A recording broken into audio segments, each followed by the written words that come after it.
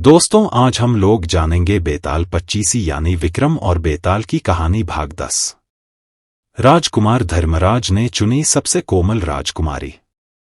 बेताल को पकड़ने के लिए राजा विक्रम फिर से आता है और उसे पकड़कर अपने साथ ले चलता है ताकि वो उस बेताल को साधु को सौंप सके। बेताल राजा को कहता है कि वो उस साधु की बातों में आकर बेताल को पकड़ कर ले तो जा रहा है, लेकिन वो साधु बड़ा धूर्त है। बेताल विक्रम को रास्ते में एक और कहानी सुनता है। उज्जैनी नगर का राजकुमार जिसका नाम धर्मराज था, वह एक व्यापारी के घर राशन लाने के लिए अपने सेवक को भेजता है। वह सेवक सेठ के घर जाता है तो वहां सेठ का मुनिम मिलता है। वो उस राजा के सेवक को विश्राम करने के लिए कहता है और बताता है कि अभी सेठ जी बाहर गए हैं। मैं आपके लिए इतने सारा राशन निकल लेता हूं। सेठ की 3 बेटियां थी, इंदुलेखा, तारावली और मृगांगवती। तीनों बहुत कोमल थी। उन तीनों की दासियां भी थी। वो तीनों अपनी मालकिनों के बारे में बात करती हैं कि किसकी मालकिन सबसे अधिक कोमल है। यह सब राजकुमार का सेवक भी सुन रहा था। राजकुमार का सेवक उनकी बातों में इतना खो जाता है कि सारे राशन की मात्रा ऊपर नीचे कर देता है। जब वह वापस सामान लेकर जाता है तो राजा के दरबारी राजा को बताते हैं कि सारा सामान गलत मात्रा में आ गया है। राजकुमार अपने सेवक से पूछता है कि उसने ऐसी गलती कैसे कर दी, तो सेवक राजकुमार को बताता है कि दरअसल कुछ दिनों से उसका ध्यान कोमलता के विषय में उलझा पड़ा है। राजकुमार का सेवक वह सारी बात बताता है कि जिस सेठ के घर वो राशन लेने गया था उसकी 3 बेटियां हैं। वो तीनों बहुत सुंदर हैं और बहुत ही कोमल है। राजकुमार सेवक की बात सुनकर उनकी लड़कियों से मिलने के लिए व्याकुल हो जाता है, तो वह राजकुमार सेठ के घर गलत राशन भेजने के बहाने से सेठ के घर जाता है और वहां मुनिम से मिलकर राशन की बात पर नाराज हो जाता है। मुनिम उनसे क्षमा मांगता है और विश्राम करने के लिए राजकुमार को विश्राम कक्ष में बैठता है।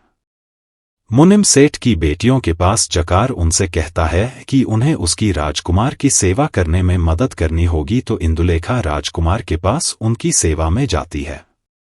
इंदुलेखा राजकुमार से प्रेम करने लगती है। राजकुमार इंदुलेखा को ख्यालों में खोते देख उसके गाल पर फूल फेंक देते हैं, जिससे इंदुलेखा को चोट लगती है। इंदुलेखा दर्द से रोने लगती है। राजकुमार इंदुलेखा से क्षमा मांगता है कि उसके कारण उसे चोट लग गई। रात्रि में राजकुमार को भोजन कराने के लिए तारावली आती है, तो वह भी राजकुमार को देखकर उससे प्रेम कर बैठती है। राजकुमार तारावली को चांदी रात में बाहर टहलने के लिए चलने के लिए कहता है, तो तारावली उसे कहती है कि वो चांदनी में नहीं जा सकती, उसे चांदनी से तकलीफ होती है। लेकिन राजकुमार के जोर देने पर तारावली बाहर आ जाती है। तारावली को चांदनी से शरीर पर फफोले हो जाते हैं। राजकुमार ये सब देखकर हैरान हो जाता है कि फूल लागने से जख्म हो जाता है और चांदनी से त्वचा झुलस जाती है। राजकुमार सोकर सुबह उठता है तो मुनिम उनके पास आकर कहता है उनका सारा सामान तैयार है, वह मसाले भी बांध दिए हैं। तो राजकुमार मुनिम से कहता है कि सारे मसाले पिसवा दीजिए, इतने हम यहीं पर इंतजार करेंगे। मृगांगवती राजकुमार की सेवा में आती है और उनसे पूछती है कि उन्हें रात्रि में नींद कैसी आई और कैसे सपने आए, तो राजकुमार उसकी बात सुनकर हंसने लगता है। मृगांगवती राजकुमार की हंसी सुनकर उन्हें कहती है कि वो कृपा करके आराम से हंसे, वो अधिक आवाज सहन नहीं कर पाती। तभी मुनिम मसाले पिसने शुरू कर देता है, जिसकी आवाज से मृगांगवती बेहोश हो जाती है। राजकुमार यह देखकर भी हैरान हो जाता है। सेठ जी वापस लौट आते हैं और वो राजकुमार से क्षमा मांगते हैं कि उनकी वजह से उन्हें ये सब कष्ट उठाना पड़ा। राजकुमार सेठ जी से कहता है कि वो उनकी एक बेटी से शादी करना चाहता है, तो सेठ उनसे यह पूछाता है कि वो किस कन्या से शादी करना चाहते हैं, तो राजकुमार कहता है कि जो सबसे कोमल है। तब बेताल विक्रम से पूछता है कि बता सबसे कोमल कौन है और राजा किससे शादी करेगा।